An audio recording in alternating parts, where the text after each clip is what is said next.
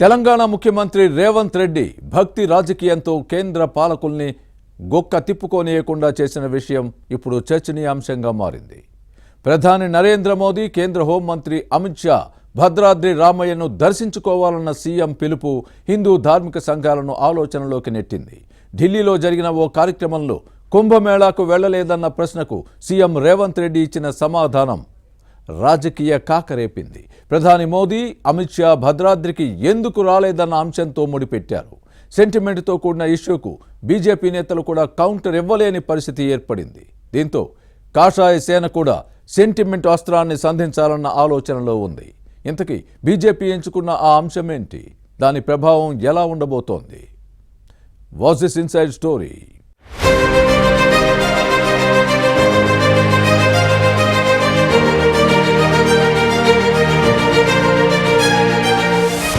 దేశ ప్రధాని మోదీ, కేంద్ర హోంమంత్రి అమిత్ షా భద్రాచలం రామాలయానికి రావాలంటూ తెలంగాణ సీఎం రేవంత్ రెడ్డి ఇచ్చిన పిలుపు దేశవ్యాప్తంగా హిందూ ధార్మిక సంఘాల్లో చర్చనీయాంశంగా మారింది. కుంభమేళాకు మీరెందుకు వెళ్లలేదని ఇటీవల ఢిల్లీలో జరిగిన ఓ కార్యక్రమంలో నిర్వాహకులు అడిగిన ప్రశ్నకు రేవంత్ తనదైన శైలిలో స్పందించారు. తన కుటుంబం కుంభమేళాకు వెళ్లిన విషయాన్ని గుర్తు చేశారు. ఇదే సమయంలో ప్రధాని మోదీ, కేంద్ర మంత్రి అమిత్ షాను భద్రాచలం రామాలయానికి రాలేదని చెప్పడంతో ఈ గుడి విశిష్టత దేశ ప్రజలకు తెలిసింది.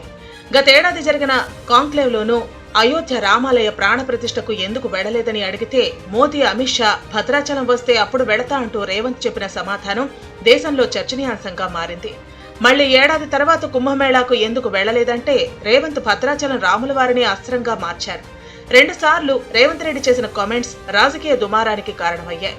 హిందూ ధర్మానికి ఛాంపియన్స్ తామే అనే ధీమాలో ఉన్న బీజేపీ పెద్దలను దేశంలోని ఏ నాయకుడు క్వశ్చన్ చేయని విధంగా రాములవారి సెంటిమెంట్ తో ముడిపెట్టిన రేవంత్ వ్యాఖ్యలు అగ్గిరాజేస్తున్నాయి.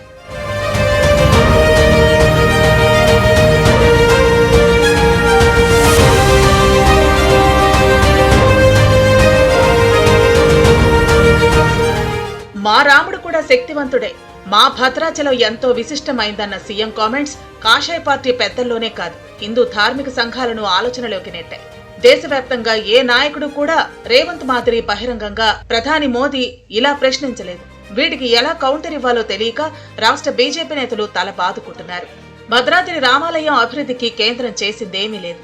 అందుకే బీజేపీ నేతలు నోరు మెదపటం లేదు. ఒకవేళ కౌంటర్ ఇస్తే అయోధ్య రాముడే మీకు దేవుడా, భద్రాచలం రామయ్య పట్ల ఎందుకు వివక్ష అని రేవంత్ రెడ్డి క్వశ్చన్ చేస్తే సమాధానం కష్టమన్న ఉద్దేశంతో కాషాయ దళం గమ్మున ఉంది.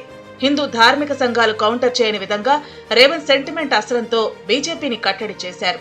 పరిస్థితులు చూస్తే ఉత్తరాది దేవుళ్లకే మోదీ సర్కార్ ప్రాధాన్యం ఇస్తోందని, దక్షిణాది ఆలయాలపై వివక్ష చూపిస్తున్నారనేలా రేవంత్ రగడ రాజేస్తే ఆ భక్తి మంటలు చల్లార్చటం అంత తేలిక కాదనే ఆలోచనలో ఉన్నారు కాషాయ పార్టీ ప్రముఖులు.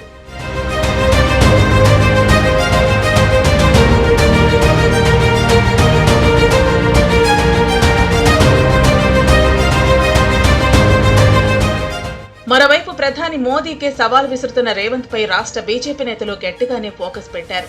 వజ్రాన్ని వజ్రంతోనే కొయ్యాలంటారు. అలాగే రేవంత్ రెడ్డి సెంటిమెంట్ ను సమయం, సందర్భం చూసి అదే సెంటిమెంట్ తోనే దెబ్బకొట్టేలా చూడాలన్నది కమలనాథుల ప్లాన్.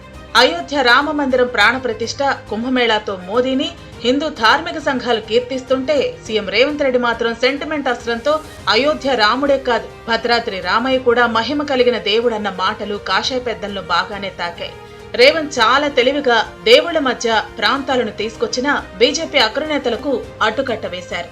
రేవంత్ కామెంట్స్ దేశవ్యాప్తంగా భక్త సంఘాల్లో దుమారం రేపడంతో పాటు ఏకంగా మోదీ, అమిత్ షాను టార్గెట్ చేయడంతో రాష్ట్ర బీజేపీ నేతలు గట్టిగానే కౌంటర్ ఇవ్వాలనే ఆలోచనలో ఉన్నారట.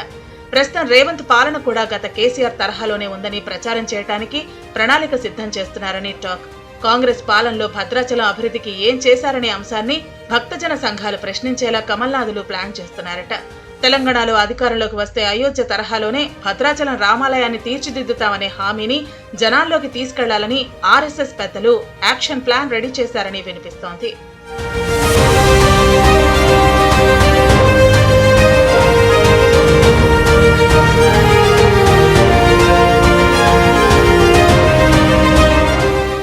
గతంలో భద్రాచలం రామాలయాన్ని 100 కోట్లతో అభివృద్ధి చేస్తానన్న కేసీఆర్ తన 10 ఏళ్ల పాలనలో ఏమీ చేయలేదన్న విషయాన్ని బీజేపీ నేతలు గుర్తు చేస్తున్నారు.